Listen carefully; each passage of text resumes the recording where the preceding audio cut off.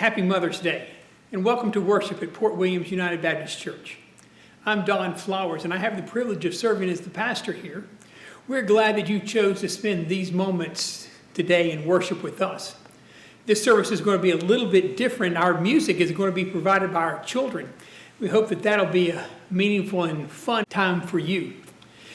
This is not only Mother's Day, but it's also National Nurses Week, International Nurses Week, and so we want to say thank you to all those men and women who are on the front lines of taking care of us during this pandemic.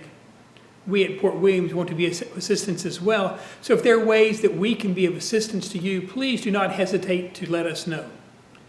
After this service at 11 o'clock Atlantic Daylight Time, we're going to be having Sermon Talk Back, a time for us to get together to talk about the sermon, to check up with each other, just to be together. And we hope that you will join us. The details are down below and also on our webpage, www.pwubc.org. Again, we are glad that you are with us today. And now, mothers, fathers, children, let us worship together. Happy Mother's Day.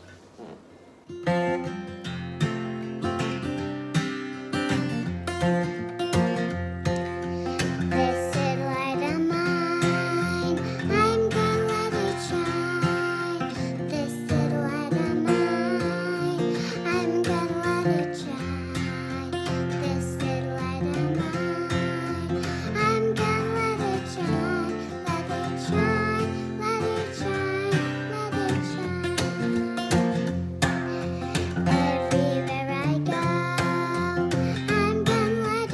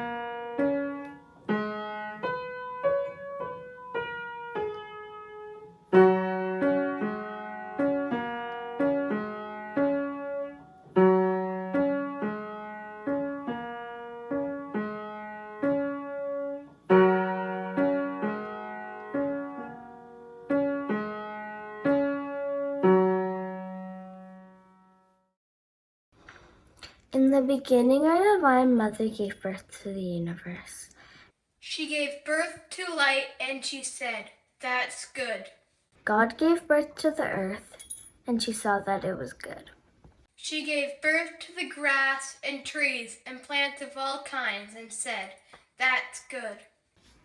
Our mother gave birth to all the fish that are large and small that swim in the oceans, and to all the winged birds that fly above the earth. And she said, "They are good." God gave birth to the cattle and to all kinds of animals, and she saw how good they are.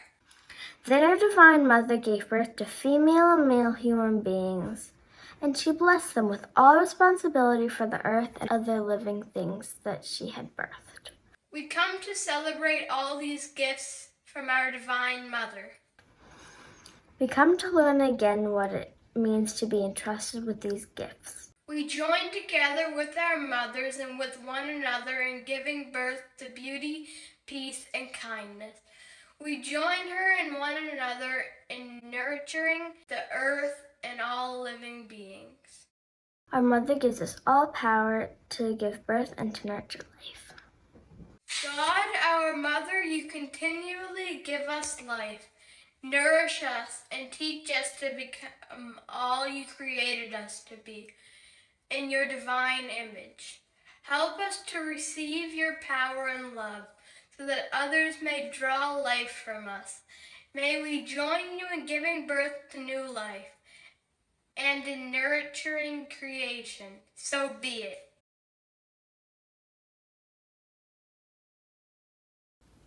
Do not be worried and upset, Jesus told them. Believe in God and believe also in me. There are many rooms in my Father's house, and I am going to prepare a place for you. I would not tell you this if it were not so. And after I go and prepare a place for you, I will come back and take you to myself, so that you will be where I am. You know the way that leads to the place where I am going. Thomas said to him, Lord, we do not know where you are going, so how can we know the way to get there? Jesus answered him, I am the way, the truth, and the life. No one goes to the Father except by me. Now that you have known me, he said to them, you will know my Father also.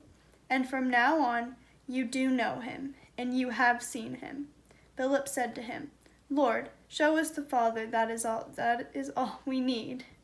Jesus answered, For a long time I have been with you all, yet you do not know me, Philip. Whoever has seen me has seen the Father. Why then do you say, Show us the Father? Do you not believe, Philip, that I am in the Father, and the Father is in me, the words that I have spoken to you? Jesus said to his disciples, Do not come from me. The Father, who remains in me, does his own work. Believe me when I say that I am in the Father, and the Father is in me.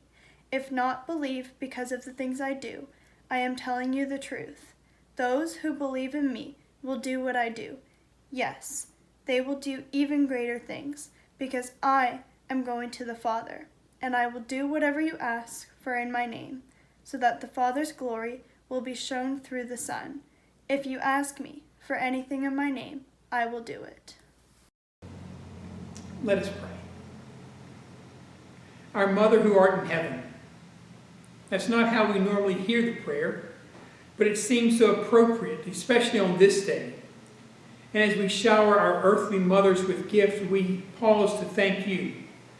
We thank you, O God, for nurturing us, for giving us the guidance and the freedom we need to grow in experience and wisdom, even if sometimes we are headstrong and make unwise choices. We thank you for comforting us when we are wounded in body or spirit, helping us to heal and to be stronger for it. We thank you for believing in and challenging us, calling us to be more than we are, encouraging us to live out our potential, for giving us the swift kick in the backside that we need at times, for not letting us coast, reminding us to keep trying and growing. For all those things and so much more, we offer words of thanks. And dear God, on this day, we also give thanks for those who have been mothers, like mothers to us. Some of them are related to us through blood, and some have come into our lives through chance. Some have been a part of our lives for decades, and some of them are new to us. But there are many people who have nurtured and taught, and comforted and challenged and encouraged us. And without them, we would not be who we are. And so we give thanks for them and all that we have learned from our interactions with them. And yet, in the midst of our thankfulness, we remember that there are those for whom Mother's Day is difficult.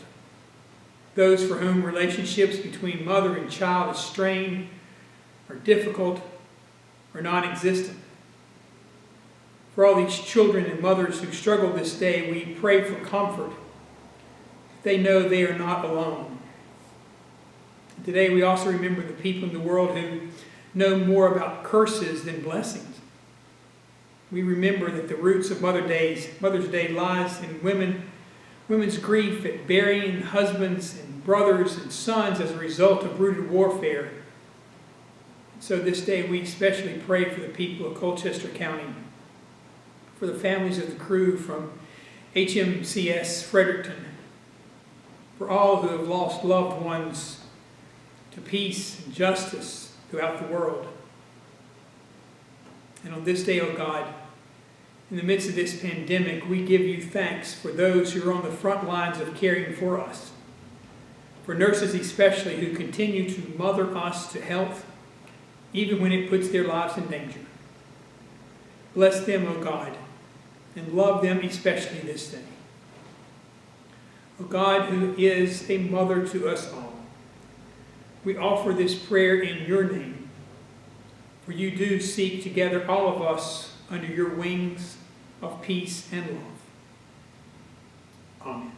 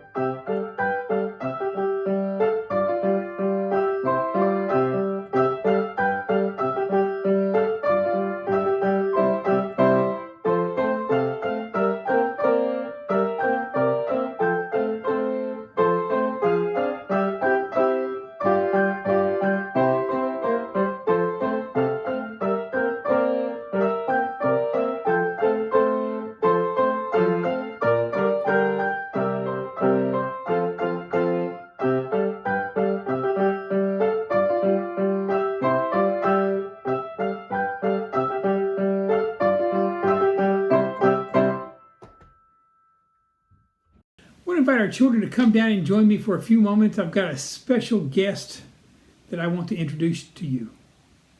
Hey, right, this is my mother, Martha Zeitler. She is living in, well, where are you, Mom? Where are you living? Well, at this present time, I am in Wilmington, North Carolina. North Carolina. And what are you doing there? Who are you living with? Oh, I'm living with your brother, Tommy. Okay, His name is really Tom. my baby brother. Yeah, is your only brother. My only brother, my baby brother. I also have a sister. Yes. Yeah, Laura Catherine. She's in Myrtle Beach. Yes, and I am the oldest, right? Yes. And your Thank favorite. God, you're the oldest one. And your favorite. Favorite one? Your favorite. No, you're all favorite. But I'm your most. But I'm your most favorite. Almost the favorite. Today you can tell me I'm your favorite because you're. Yeah. Yeah. Okay. Good. Got you. Okay. Mom, I just wanted people to have a chance to meet you because you haven't had a chance to get to Nova Scotia yet.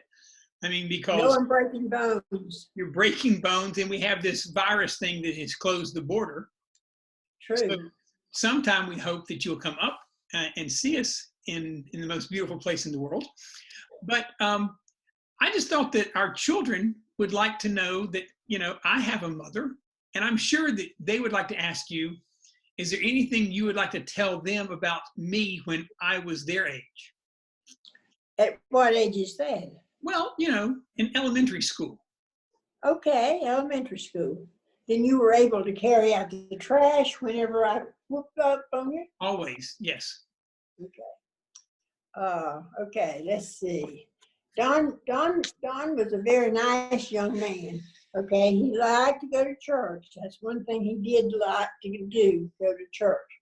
But now he was a boy. You got to take into consideration, he's just like all of you young boys. You think you know better than mama. But anyhow, I wanted us to tell you about him. We were out in the yard raking leaves. We have all these oak trees, big leaves. I guess you know what an oak leaf looks like. And so we were out there raking leaves, which we only had about 40 big oak trees in our yard.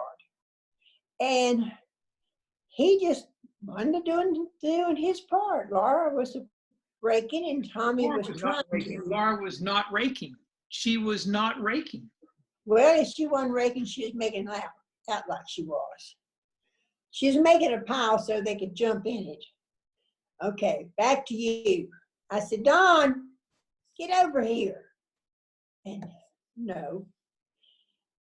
I said, Don, you better get over here. Now I'm telling you. Well, he was playing with this big old black lamb. And so. Actually, it was a white German Shepherd. Are you sure? I'm certain. Yes, Baron was a white German Shepherd. I didn't know. I forgot about that. I'm old. So, but anyhow, I had my rake and he had a rake laying over there on the ground. And I said, pick the rake up and start raking, Dooner. I called him Dooner every once in a while. Okay, the rake was laying over there. And I said, pick up the rake and get with it, Don. He sort of halfway kicked it. And I picked that rake up and the dog, his big lab was there. German Shepherd. Oh, it was a German Shepherd. I'm sorry, we had bukus of dogs every once in a while. But the German Shepherd, and he loved Don Jr., Don Jr. loved him. And they went everywhere together. So I said, pick up that rake and get over here, Don. He just sort of kicked at it. I grabbed a hold of that rake and I was going to knock his head off with that rake. Okay? I was going to just put him out of here. So I raised back and I said, I'm going to hit you if you don't take this rake. And you said, I don't want to. That made me so mad. I stepped towards him and I had that rake up ready to hit him.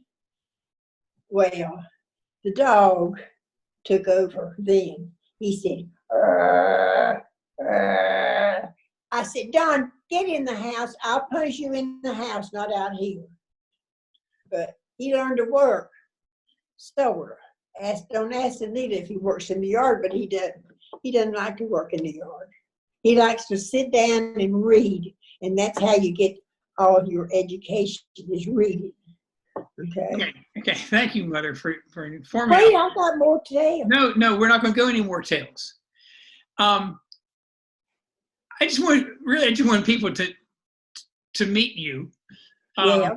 and also to say, even though I cannot be with you today, and want to wish you a very happy Mother's Day, and also to tell our other boys and girls here that, you know, there may be some people that you can't contact today, that you can't give a hug to. So make sure that you give them a call, wish them a very happy Mother's Day, and know that at some point, my mother will come up here and you'll be able to meet her in person. Maybe, if she leaves the rake at home. Mom, thank you for joining us. And I will talk to you later this afternoon. You understand now, don't you?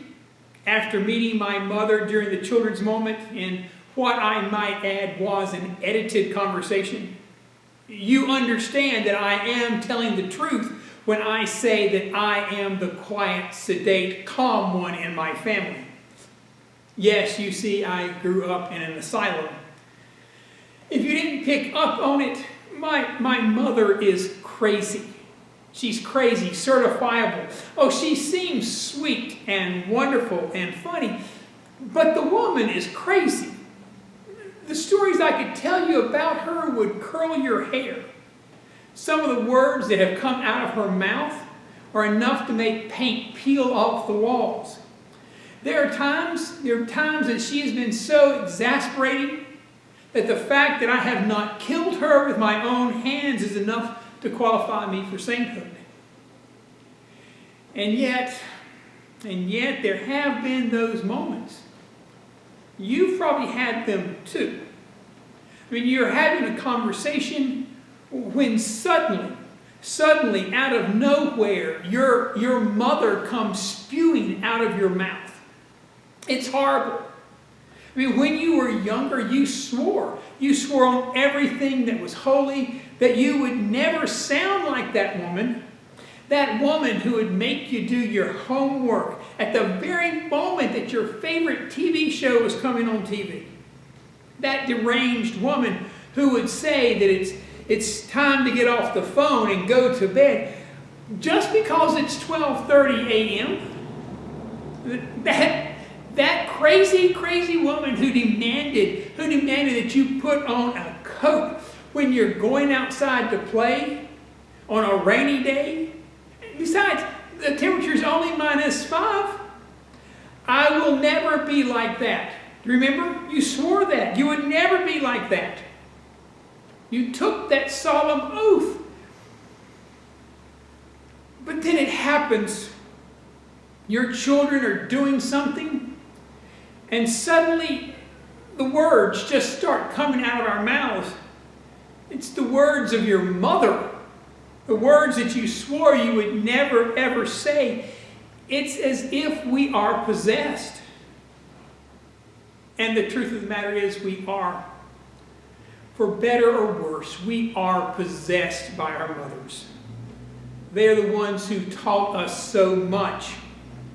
You've probably seen it floating around the internet, that article, Things My Mother Taught Me. Just in case, here are a few of them. My mother taught me logic. If you fall off that swing and break your neck, you're not going to the store with me. My mother taught me medicine. If you don't stop crossing your eyes, they're going to freeze that way. My mother taught me to think ahead.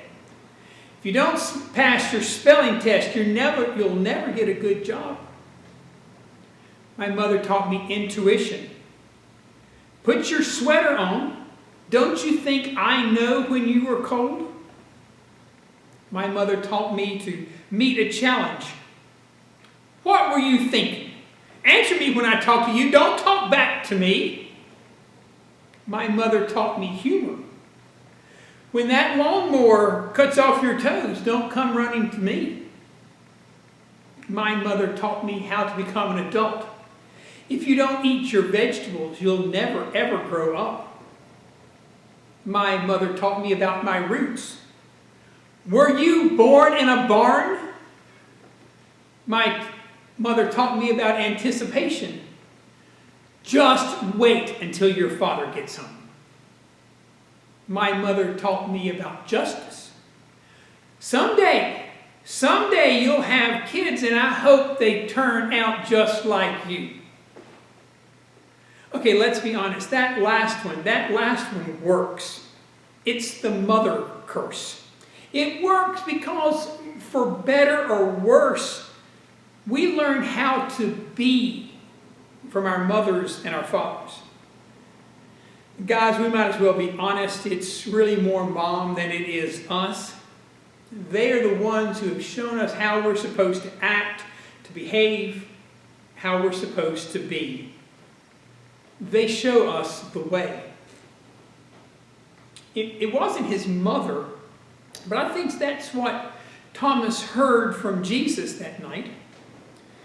In our text this morning, we're back in John's Gospel, only it's the evening of Jesus' last time with them. And what an evening it has been. You remember that in John's Gospel, as John tells the great story, there's no Last Supper. But there's so much going on. The evening had been strange from the very, very beginning. We don't know who was in charge of the details of the supper, but a rather important element had been left out. See, the tradition was whenever you had a dinner like this, you would have someone, normally a servant, who would meet the guests as they came in and wash their feet.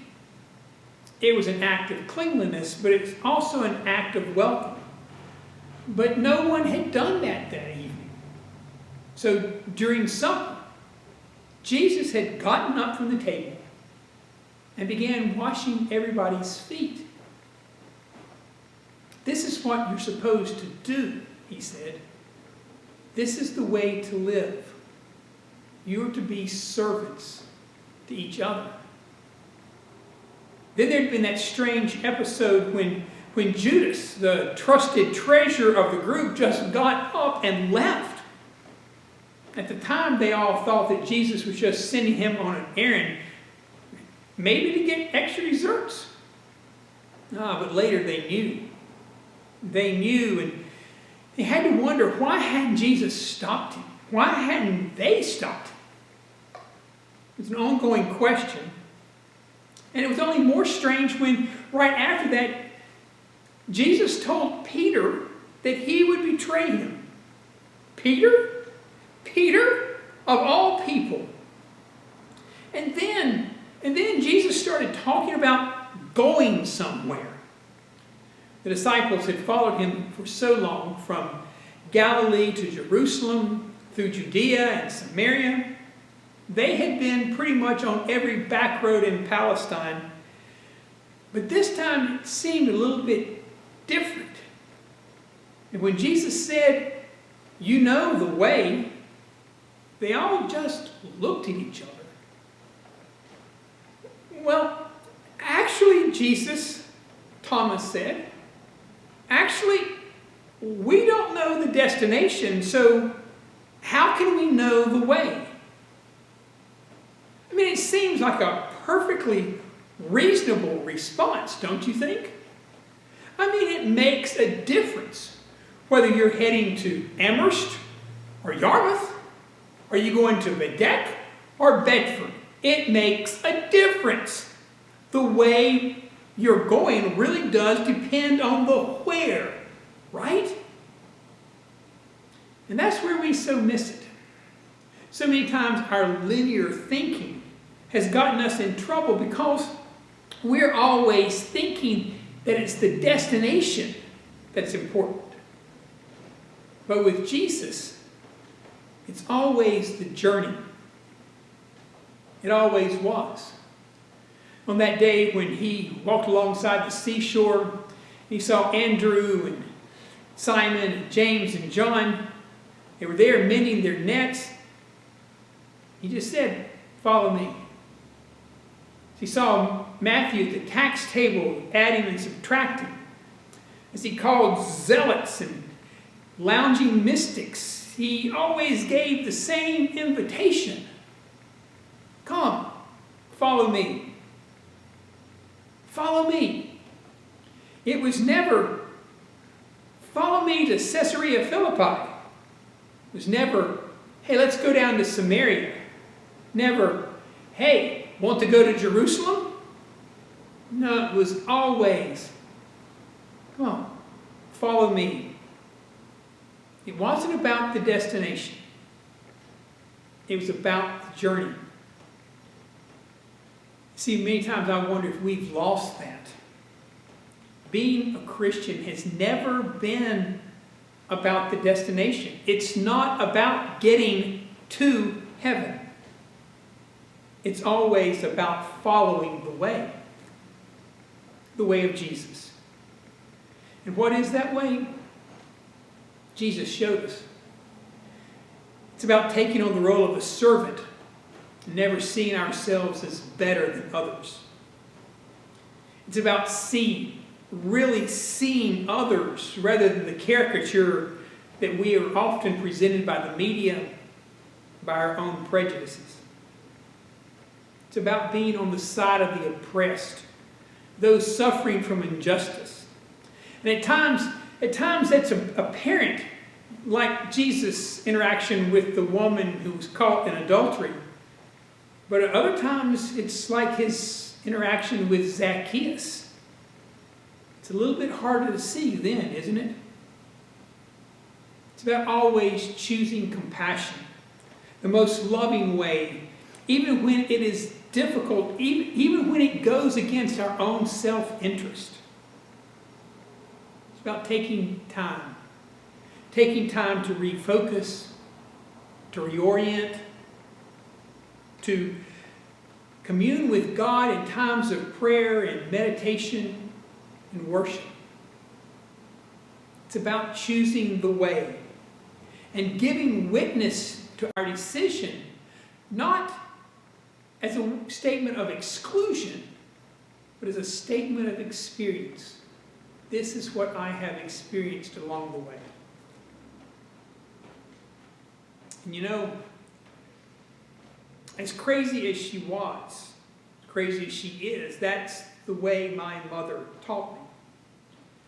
See, she was the one who made sure I was at church every Sunday. Every Sunday, many times, several times on Sunday. She was the one who taught me that first of all Bible verses, God is love. She taught me to say the words, but even more, she lived them. My mother was the one who gave constant presence, whose consistent faith gave me a reason to believe that the God she talked about loved me too.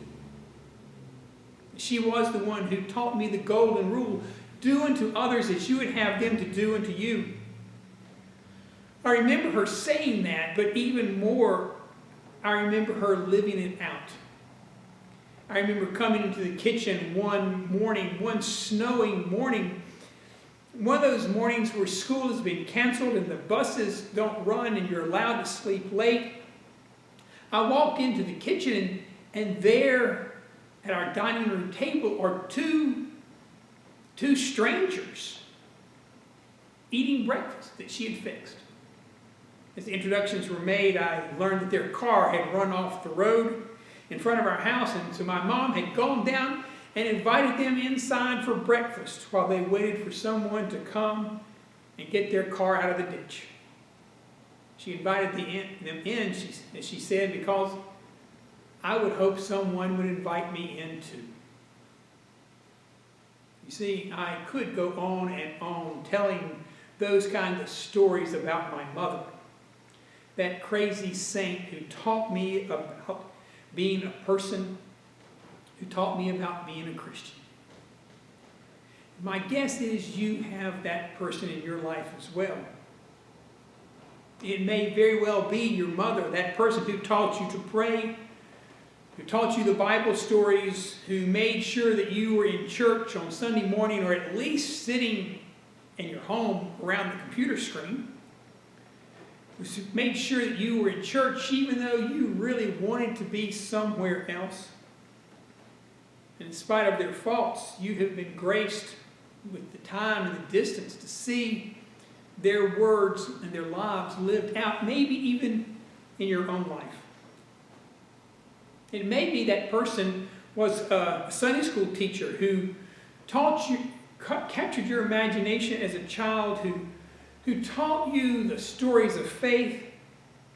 Could be someone your own age, someone who invited you to discover that place where you could find some direction in the midst of the wandering of your soul, who offered you a listening ear, loving presence.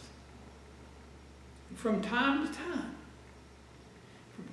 time, when we're at our best, we find ourselves following the way that they showed us.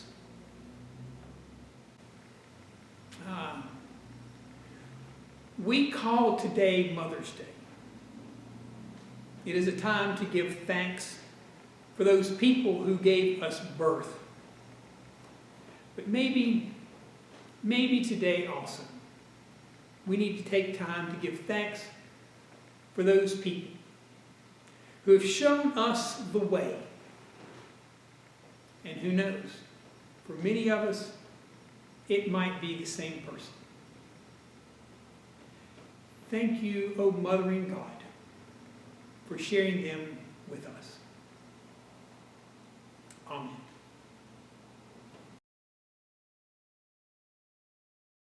Again, thank you for joining us in worship this day. Let me remind you, we have sermon talkback starting at 11 o'clock Atlantic Daylight Time. We invite you to join us as we talk about those mothers in our lives, those people who have shown us the way. This week, if there are ways that we can be helpful to you, please do not hesitate to let us know. I do want to thank all of our children for helping us with our music this morning, for my mother for being with us all the way from North Carolina. I do look forward to the time where she can come up and meet all of you so that you can get to know this crazy, wonderful saint who raised me. We go now from this place to live out the way that we have been taught, the way of Jesus.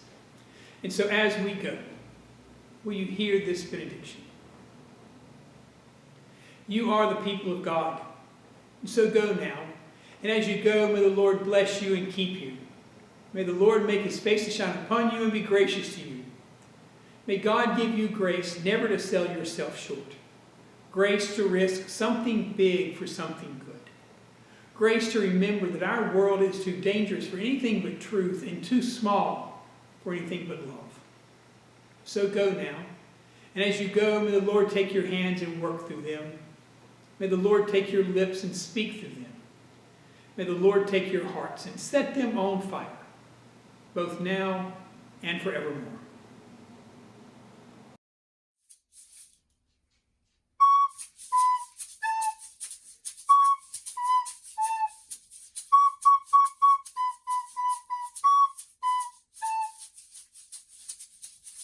Hello out there, around here. It's hockey night tonight. Tension grows and the puck goes down the ice. The whistle blows and the puck goes down the ice.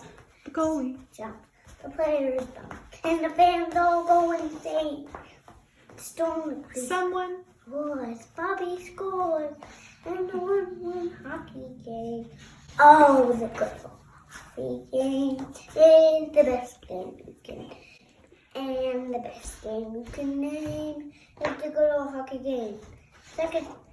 Second period, where players dash, skate fast, team goes up behind, but they grab the puck and go bursting up, and they're down across the line. They storm the creek like bumblebee and travel like a burning flame. They slide the puck inside and one hockey game. Oh, the good old hockey game is the best game you can name. And the best game you can name is the good old hockey game. Last players, how do you say it again? Third period. Playoffs. Last game in the... Oh. Take me with the hockey players face down on the rink. And the standing top is all set up. The first who wins the drink. Now. Final flick of a hockey stick and one gigantic screen. The puck is in. The home team wins. The good old... Hockey game. Oh, the good old hockey game is the best game you can name. And the best game you can name is the good old hockey game. Flip the page. Yeah!